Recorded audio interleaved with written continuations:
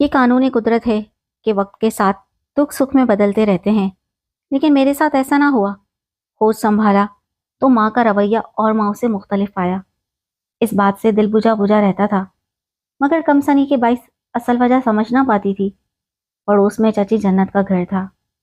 جب ماں مجھے مارتی تو وہ میرے رونے کی آواز سن کر مشترکہ دیوار میں لگی کھڑکی سے ہمارے صحن میں آ جاتی اور مجھے ماں کی مار سے بچاتی، چپ کراتی اور کہتی کہ بیٹی صبر کر، دکھی مت ہو، یہ دن بھی گزر جائیں گے، تیری شادی ہوگی تو سکھی ہو جائے گی۔ یہ سن کر میرے ذہن میں یہ خیال ایسا پکا ہو گیا کہ شادی کے بعد تمام دکھ ختم ہو جاتے ہیں۔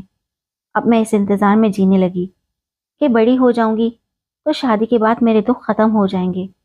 بس یہی سوچ مجھے حوصلہ دیتی رہی اور میں صبر کے ساتھ ماں کے ستم سہتی رہی۔ بابا جان کی کافی زمینیں تھیں، خوشحالی تھی، کھیت کھلیان، ہری بھری فصل کی صورت سونا اگلتے تھے، جس کی وجہ سے میرے بھائی افسر میں غرور آ گیا۔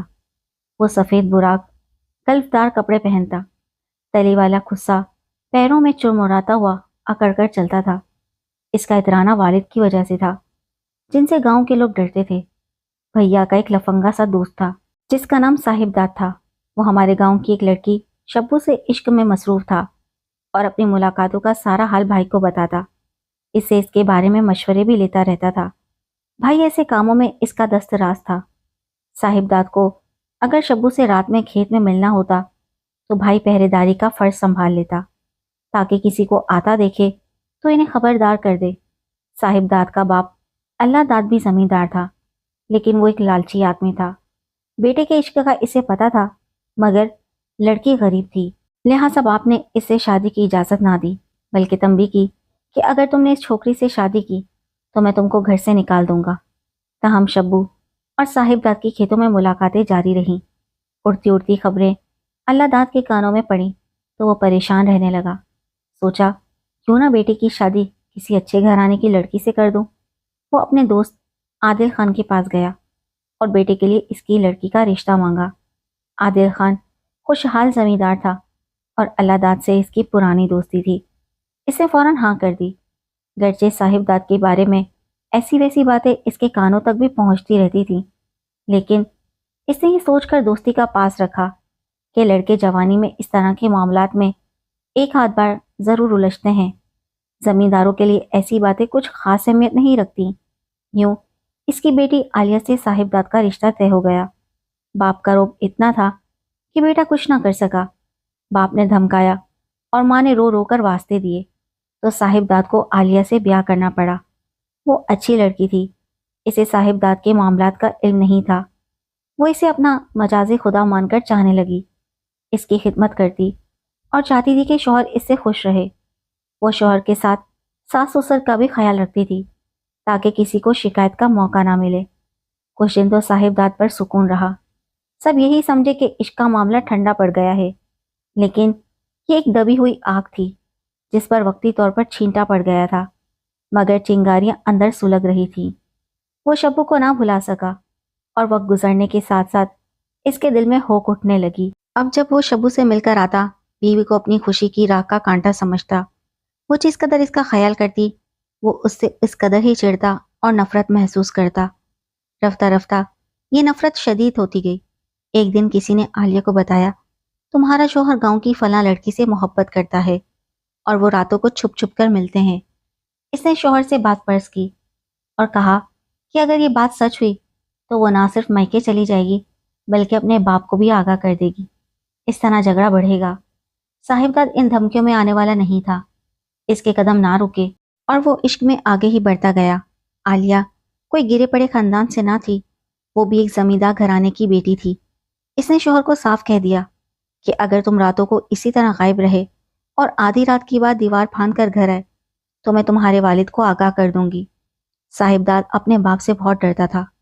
وہ اپنے بیٹے کو کچھ نہ بھی کہتا، مگر شبو کے خاندان کی شامت آ جاتی، یا ان کا سامان لدوا کر گاؤں بدر کر دیا جاتا، یا اس گھرانے کا کوئی بڑا نقصان کرا دیتا۔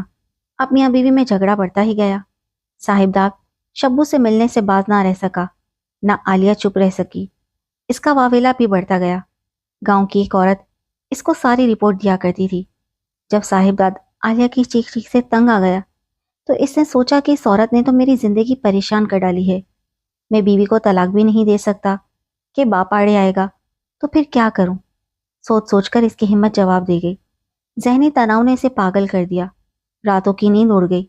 बाप ने साहिबजाद को खबरदार कर दिया था कि अगर अब बहू ने शिकायत की तो मैं तुम्हारी खबर लूंगा, तुम याद रखोगे। बिलाखिर इसने मसले का अजीब हल सोच लिया। एक दिन वो मेरे भाई को अपने साथ ले गया।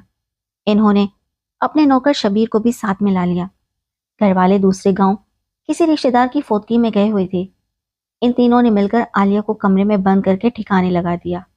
अगले रोज अल्लाहदाद अपनी बीवी के हमरा घर लौटा तो साहिबदाद ने बताया कि आलिया कल से गायब है।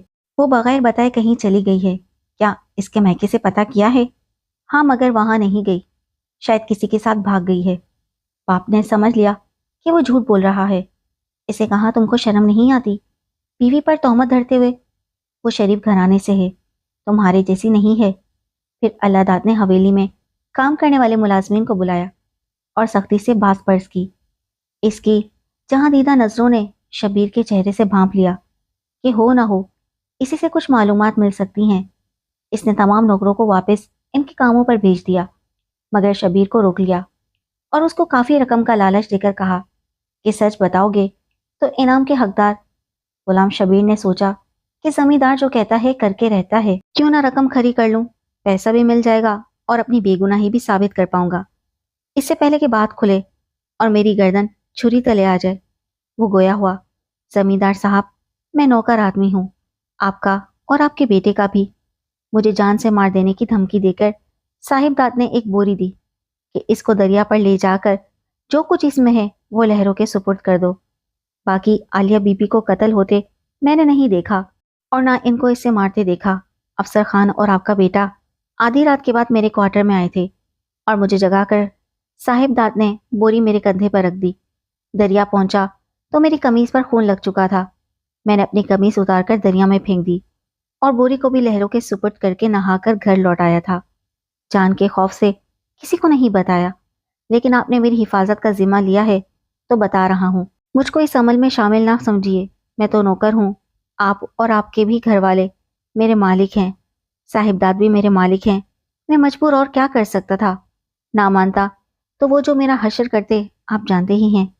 अल्लाहदाद को यकीन ना आ रहा था कि इसका बेटा इतना बेरहम और सफाक भी हो सकता है। वो गम और गुस्से से कांप रहा था। अफसर पर भी हैरत थी। वो जोश में बंदूक लेकर घर से निकला, मगर इसके चचा दरवाजे में मिल गए और इसके तेवर देखकर इसे अपने घर ले गए और तमाम अहवाल सुनकर समझाया कि ये हल नहीं है। बेटे को तुम मारने चले हो, इसका दूसरा हल सोचते हैं। चचा ने पंचायत का हल बेहतर जाना। पंचायत बैठी तो ये फैसला हुआ कि आलिया के बदले में आदिल खान को कातिल के घर से कोई लड़की खून बहा में दे दी जाए।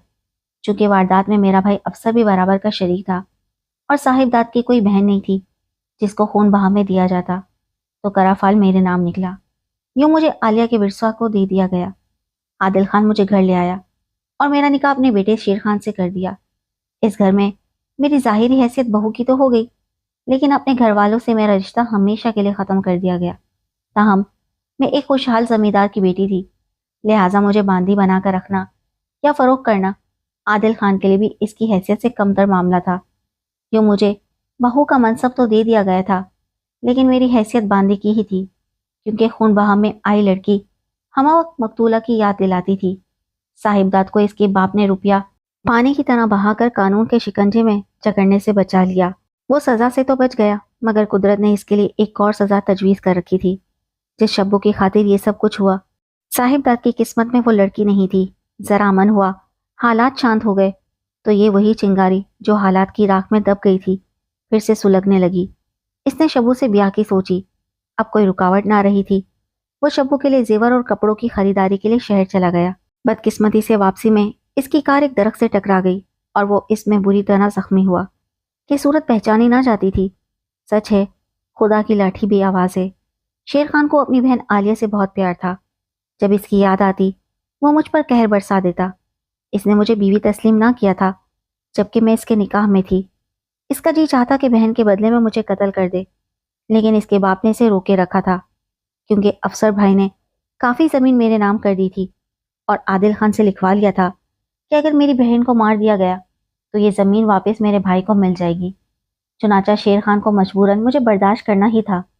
جب میں نے پہلے بچے کو جنم دیا تو بھائی افسر نے مجھے کہا کہ تم اب طلاق لینے کی کرو، جتنا وہ کہیں گے ہم اتنا تعاون ادا کر دیں گے، یہ بیٹا بھی اس کو دے دیں گے اور تمہاری شادی کسی اور سے کر دیں گے۔ تم کم از کم اپنی باقی زندگی ذلت سے تو نہ گزارو گی۔ میں بھی اس ذلت بھری زندگی سے چھٹکارا چاہتی تھی، لیکن جانتی تھی کہ وہ میرا بیٹا ہر حال میں چھین لیں گے اور میں اپنے لختے جگر کو کسی حال میں نہیں چھوڑ سکتی تھی۔ بس اپنے بیٹے کی خاطر میری ممتا نے تمام عمر ظلم سہنے کو ترجیح دی۔ میں شیر خان کے بچوں کی ماں بن گئی، مگر اس کو پھر بھی رحم نہ آیا۔ اسے بس یہ بات یاد رہتی کہ میرا بھائی اس کی بہن کے قتل میں شامل تھا اور میں اس کی بہن کے خون بہا میں آئی ہوں۔ وہ ہر طرح سے مجھے ذہنی اذیت دیتا تھا تاکہ اس کے انتقام کی آگ دھیمی رہے۔ آخر وہ وقت بھی آ گیا جب میرا بیٹا جوان ہو گیا۔ اب میں ایک بیٹے اور 3 بیٹیوں کی ماں تھی، لیکن خاوند پھر بھی مجھ سے نفرت ہی کرتا تھا، جبکہ اپنی اولاد سے محبت کرتا تھا۔ وہ بچوں سے ہمیشہ یہی کہتا کہ تمہاری ماں ہماری باندھی ہے، یہ اچھی عورت نہیں ہے۔ میرے بیٹے نے اس کی باتوں کا زیادہ اثر قبول کیا۔ وہ بھی مجھ سے نفرت کرتا تھا، جبکہ چھوٹی بیٹی مجھ سے پیار کرتی، میرا خیال کرتی تھی۔ لیکن جس بیٹے کی خاطر میں نے زندگی قربان کی، اس نے مجھ سے پیار نہ کیا۔ میری بڑی بیٹیاں بھی مجھ کو اچھا نہ سمجھتی تھی کہ میں تعاون میں آئی عورت تھی۔ خدا جانے یہ غلط رسمیں کب ختم ہوگی۔ میرا تو کوئی قصور نہ تھا، میں تو کسی کے کیے کے بدلے سزا دار ہوئی۔ بچپن اچھے دنوں کی آس میں زخمی ہوا کہ ماں سوتیلی تھی، جوانی میں خون بہا کے طور پر مقتولہ کے وارثوں کو دے دی گئی۔ اولاد اگر پیار کرتی تو شاید بڑھاپے میں سارے زخم دور ہو جاتے، لیکن یہ بھی ایک کڑوا سچ ہے کہ اکثر اولاد بھی وفا نہیں کرتی۔